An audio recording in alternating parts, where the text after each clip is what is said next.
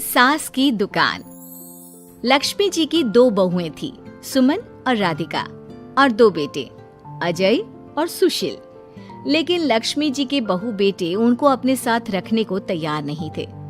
बहुओं के तेज स्वभाव के चलते लक्ष्मी जी को अपना ही घर छोड़कर एक किराए की कोठरी में रहना पड़ रहा था। कुछ दिनों से उनके बेटों ने उन्हें पैसे देना भी बंद कर दिया था। ऐसी स्थिति में लक्ष्मी जी ने अपनी जमा पूंजी से एक छोटी सी दुकान खोली।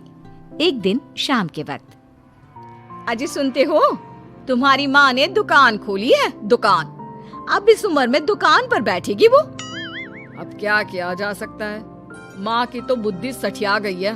मोहल्ले में मजाक बनाएंगे सब हमारा। अरे जेठ जी, इसमें परेशानी क्या है अगर सासू माँ ने दुकान खोली है? हाँ, राधिका ठीक तो कह रही है। अपनी दुकान पर बैठी रहेगी, कम से कम हमें परेशान तो नहीं करेंगी। हाँ, वैसे बात तो ठीक है। खुद के दो पैसे कमाएंगी तो कभी कभार हमें जो खर्चा देना पड़ता है ना, वो भी देने से बच जाएंगे हम लोग।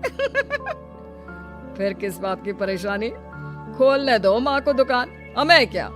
वैसे भी अपनी कोठरी में चुपचाप रह रही है ना, चाहे दुकान खोले या मॉल बनाए, हमें उससे क्या लेना देना।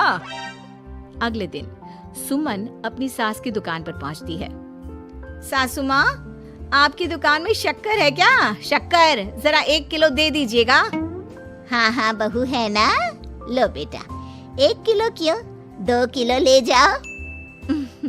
सोच लो सासू माँ, घाटा हो जाएगा आपको, पैसे नहीं देने वाली मैं। देखो सुमन, ये मेरी दुकान है और यहाँ पर जो भी कोई सामान खरीदने आता है उसे पैसे तो देने ही पड़ते हैं। अरे सासू माँ, ऐसा क्यों कर रही आप? अरे देखो ना, घर पर आपका बेटा और पोते पोती दूध में शक्कर डालने के लिए कब से इंतजार कर रहे हैं। जरा उनके बारे में तो सोचिए। अरे ऐसी बात है क्या? अब मुझे नहीं पता था। बहू एक काम करो, वैसे भी पहली बार आई हो ना, ये शक्कर तुम ऐसे ही ले जाओ, पैसे देने की जरूरत नहीं है। अगले दिन राधिका भी अपनी सास की दुकान पर पहुंचती है। प्रणाम सासू माँ, कैसी चल रही है आपकी दुकान? बस बेटा, जैसे तैसे करके काम चला रही हूँ। तुम बताओ, घर में सब राजी खुशी है ना? हाँ हाँ मम्मी जी, सब कुछ ठीक ठाक है। बताओ राधिका बहू, कैसे आना हुआ? कुछ काम था क्या? वो ना मम्मी जी, मुझे जरा 5 किलो आटा चाहिए था। मेरे पैर में ना बहुत दर्द है, इसलिए बाजार तक जाने में ना तकलीफ हो रही थी। घर पर बच्चे भूखे बैठे हैं, सोचा आपसे ही ले लेती हूँ। हाँ हाँ, क्यों नहीं बेटा, ये लो 5 किलो आटा ले जाओ। हाँ, लेकिन मम्मी जी, आपने जिठानी जी को शक्कर फ्री में दी थी, तो मुझसे भी पैसे तो नहीं लेंगी ना? हाँ, अच्छा ठीक है बेटा, कोई बात नहीं, तुम ऐसे ही ले जाओ, बच्चों से क्या पैसे लेना। कुछ दिनों के बाद लक्ष्मी का बेटा अजय दुकान पर पहुंचता है। कैसी हो माँ, दुकान तो अच्छी चल रही है ना तुम्हारी? सब मोहल्ले वाले तारीफ करते रहते हैं। अब क्या करूं बेटा, तुमने तो मुझे सहारा दिया नहीं, गरीब माँ को घर से बाहर निकाल दिया। कुछ तो करना पड़ेगा ना अपना पेट पालने के लिए। वो माँ ना बहुओं की बहुत चिक चिक रहती थी। अब देखो कितनी अच्छी जिंदगी है तुम्हारी, खुद कमाती हो, खुद खर्च करती हो, इससे अच्छी भला कोई जिंदगी हो सकती है क्या? हाँ बेटा, दिल को बहलाने के लिए तुम्हारी ये बात भी सही है, लेकिन कोई बात नहीं बेटा, मैं खुश हूँ। अच्छा माँ, मैं क्या कह रहा था, जरा 500 उधार तो दे देना। कमाल की बात है बेटा, तुम मुझसे पैसे उधार मांग रहे हो, तुम्हारे पास पैसों की क्या कमी है? अरे माँ, इस महीने की तनख्वाह नहीं आई और आप तो अपनी बहू को जानती है ना, उसे शॉपिंग करनी है, जल्दी वापस लौटा दूंगा माँ।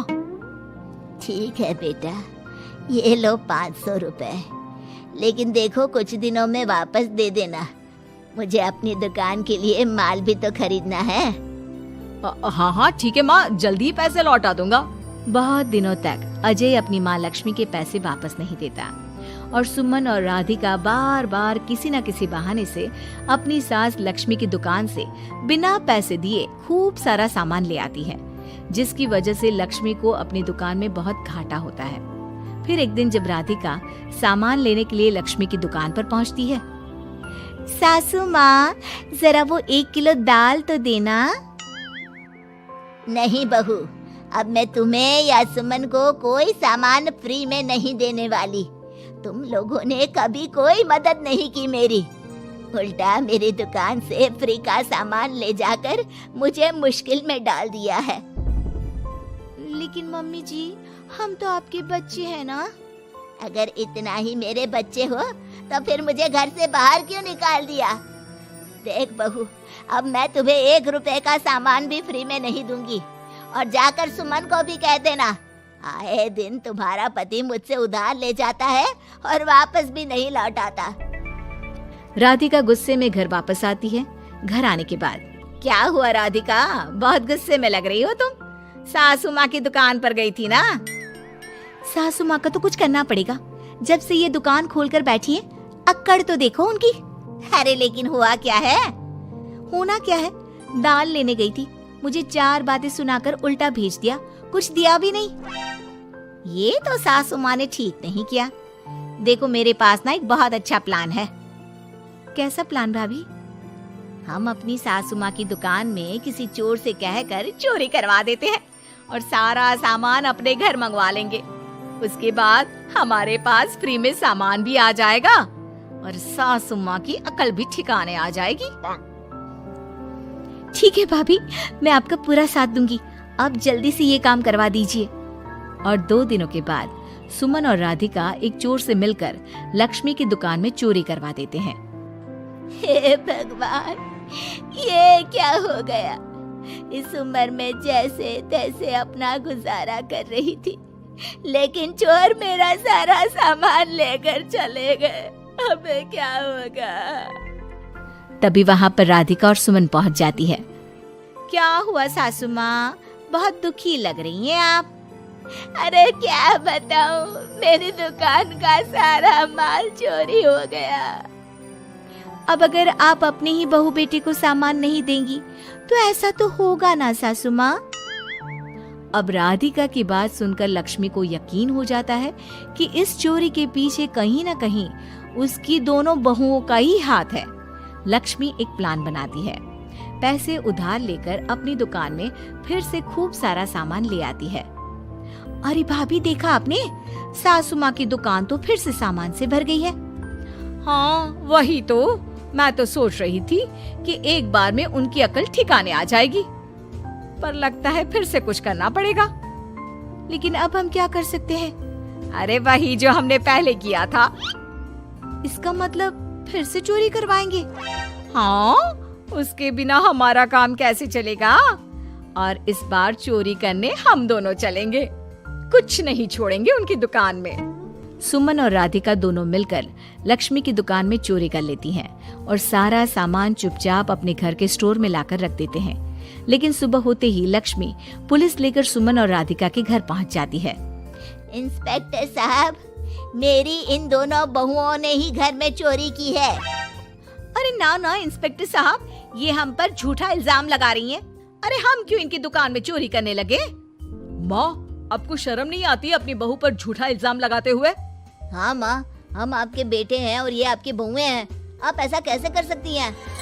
लक्ष्मी जी, क्या आपके पास कोई सबूत है? अरे इंस्पेक्टर साहब, आप इनकी बातों में मत आइए। ये हमारी माँ है और इनकी दिमागी हालत ठीक नहीं है, इसीलिए तो हमसे अलग रहती हैं। इंस्पेक्टर साहब, मेरी दिमागी हालत बिल्कुल ठीक है और मेरे पास इन दोनों के खिलाफ बहुत बड़ा सबूत है। बताइए, क्या सबूत है आपके पास? आप जरा मेरी दोनों बहुओं के हाथ पानी से धुलवा दो, फिर सब कुछ साफ साफ पता चल जाएगा। अरे हाथ पानी से धोने से क्या होगा माँ? आप दोनों मेरे सामने अपने हाथों पर पानी डालिए। जैसे ही राधिका और सुमन अपने हाथ पानी में डालती हैं, उनके हाथों का रंग लाल हो जाता है और ये देखकर सब लोग हैरान रह जाते हैं। अरे ये क्या, तुम्हारे हाथों का रंग अचानक से लाल कैसे हो गया? क्योंकि मैंने अपनी दुकान के सारे सामान पर एक तरह का केमिकल लगा कर रखा था।